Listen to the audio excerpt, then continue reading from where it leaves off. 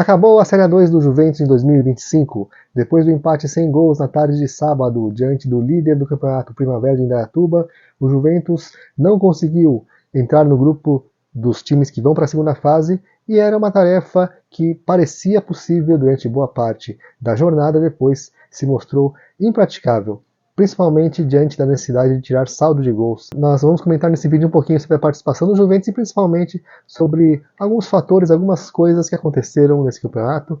O rendimento do time não ajudou e o que aconteceu para o Juventus não conseguir essa vaga para a segunda fase.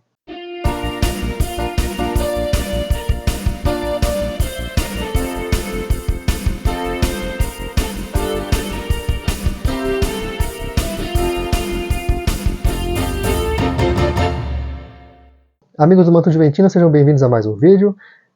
Sejam bem-vindos, mas eu sei que vocês estão bastante chateados, bastante decepcionados, assim como eu estou, porque o Juventus não conseguiu passar de fase em um ano em que havia uma grande expectativa por causa do planejamento que foi feito, por causa dos investimentos que foram feitos e porque havia uma esperança, havia uma ideia de que haveria uma continuidade do trabalho que foi feito ano passado com o Sérgio Soares. Ele trouxe jogadores que estavam no time ano passado, tinha aquele ar, aquela atmosfera, aquele ambiente de terminar o trabalho que foi iniciado e não foi concluído, mas desse ano as coisas não deram tão certo quanto o ano passado, o time não se encaixou muito bem, teve ali um momento de brilho, mas depois houve uma queda de rendimento muito grande.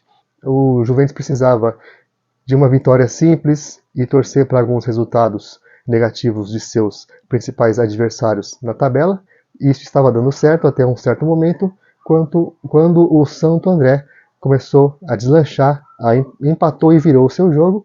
Aí o Juventus precisava fazer uma goleada, precisava de 3, depois 4 gols em cima do Primavera para tirar o saldo de gols do Santo André e entrar como o 8º colocado. No entanto, pelo desenrolar do jogo, quem assistiu para a televisão ou quem viu na Javari, quem esteve no estádio, notou que ali, mesmo que tivesse 3 tempos, 4 tempos, 5 tempos de jogo, o Juventus não conseguiria marcar nenhum gol. Infelizmente, essa foi a tônica deste jogo e também do jogo anterior, o jogo em que o Juventus empatou contra o Taubaté, ali já dificultando muito a classificação.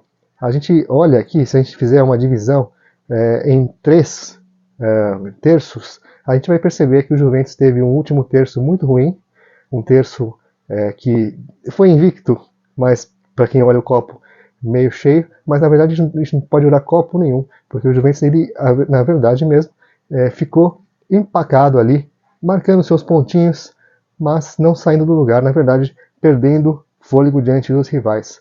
Só empates seguidos. O Juventus começou a competição ali daquele jeito, meio demorando para esquentar o motor, ganhou seu 3º jogo contra o Portuguesa Santista, sofreu 2 reveses, e aí houve uma troca de goleiros, houve também uma grande vitória de virada em cima da Ferroviária, e houve aquela virada de chave, né, o que a gente comentou no nosso pós-jogo anterior, quando o Juventus realmente parecia que ali mudou a mentalidade, mudou o seu comportamento. E isso aconteceu, coincidentemente, quando o Juventus teve a perda do Rafael Costa, o seu camisa 10, o seu homem das bolas paradas. Aí o Juventus precisou mudar e encontrar uma outra forma de realizar o seu jogo. Conseguiu com o Cezinha, que cumpriu bem o papel, e o Juventus conseguiu 3 vitórias seguidas e mais um empate.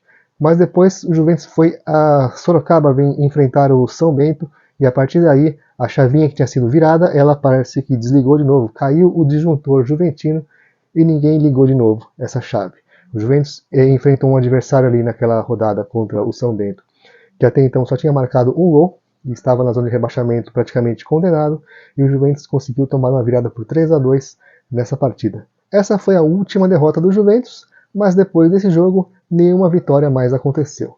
Foram só empates, alguns empates apáticos, alguns empates pouquíssimo inspirados, e outros empates dados de bandeja também, lamentavelmente, mas por alguns lances inesperados, inacreditáveis até, com esses chutes de longe, essas bolas que pegam efeitos absurdos, e muita gente até já discutiu, muita gente não, mas eu vi algumas pessoas criticando, né, alguns jogadores criticando, o Neymar criticou a bola da competição, a bola feita pela pênalti. Parece uma crítica meio infundada, simplesmente uma desculpa esfarrapada, mas se a gente olhar o que esse youtuber aqui analisou, esse gringo, ele coloca aí que a bola realmente da pênalti ela parece muito, tem as características da Jabulani, principalmente no seu corte, no seu formato, é uma bola mais redonda. Então, realmente, essa crítica maluca aí, parece maluca, do Neymar e de outros jogadores, até que tem a sua pertinência para bolas malucas entrarem como essa aí.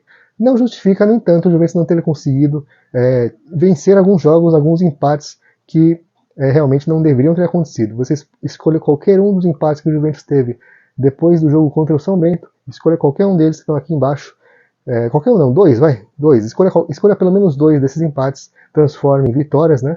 E aí você vai ver que o Juventus teria se classificado tranquilamente. As estatísticas do meu amigo Ciro Koyama, do Data Ciro, nós vamos encontrar que o Juventus ele perdeu as suas partidas para o São Bento, o Linense, o Oeste e o Ituano. Desses 4 times que foram vencedores dos confrontos contra o Juventus, apenas o Ituano se classificou para a próxima fase.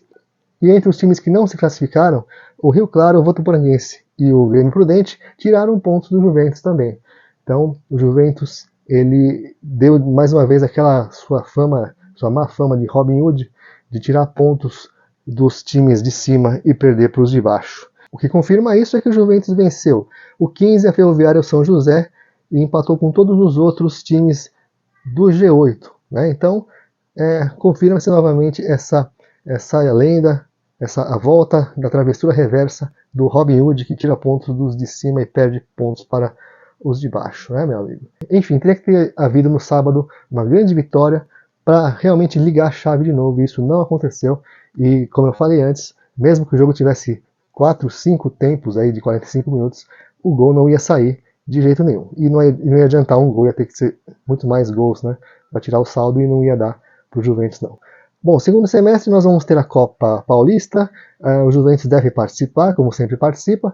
O Sérgio Soares encerra o seu trabalho por aqui, e nós vamos ver também quem vai ser o técnico do Juventus no segundo semestre na Copa Paulista, tendo em vista que o Marcel Barbosa, que vinha sendo técnico nas últimas competições, nos últimos anos, ele acompanhou o Fael Júnior como auxiliar no Rio Claro nas últimas rodadas para tentar salvar o Rio Claro, não conseguiram, o Rio Claro foi rebaixado, né, para a Série A3, então não sei se o Marcel retornará ou se continuará acompanhando o Fael nos próximos trabalhos do professor Fael. Aparentemente, o Juventus conta com outros nomes também, e o Marcel provavelmente deve ter encerrado o seu ciclo pela Moca, pela Rua Javari. Quero mandar um abraço para o meu amigo o Giovanni, que esteve na Rua Javari, tirou uma foto comigo, olha que legal, e pediu para eu falar o nome dele aqui no vídeo. Tá falado, o Campeonato Paulista da Série A2 para o Juventus acabou. A gente vai continuar falando aqui no canal Manto Juventino sobre nossos assuntos que a gente gosta bastante. Pesquisas, curiosidades, informações históricas, as camisas do Juventus também. Alô, dona Capa, cadê a camisa branca? Não saiu na loja ainda até agora, por quê, hein? Vamos cobrar, vamos tentar descobrir por que a camisa branca não chegou nas lojas também. Siga o Manto Juventino nas redes sociais, siga o Manto Juventino aqui também, se inscreva no canal, ative o sininho e tudo mais. A gente se vê por aqui falando do Juventus. Infelizmente não subimos, e eu quero também, claro, saber a sua opinião, seu comentário aí. Que nota você dá para essa participação do Juventus? Você esperava mais?